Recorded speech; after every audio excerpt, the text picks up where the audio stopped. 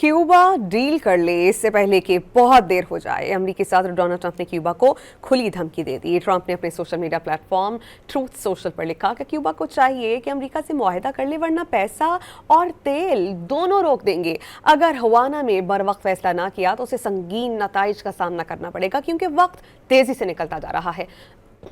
उन्होंने इल्जाम आयद किया कि क्यूबा ने बरसों तक वेनेजुएला से मिलने वाले तेल और माली मदद पर गुजारा किया। अब ऐसा नहीं होगा, क्योंकि वेनेजुएला को अमेरिका का तहफ़्फ़ुज़ हासिल है।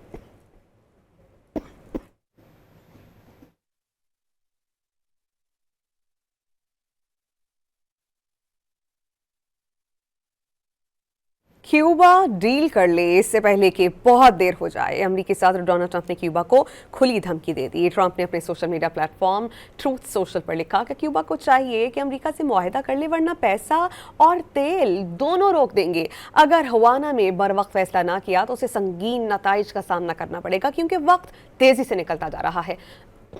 उन्होंने इल्जाम आयद किया कि क्यूबा ने बरसों तक वेनेजुएला से मिलने वाले तेल और माली मदद पर गुजारा किया। अब ऐसा नहीं होगा, क्योंकि वेनेजुएला को अमेरिका का तहफ़्फ़ुज़ हासिल है।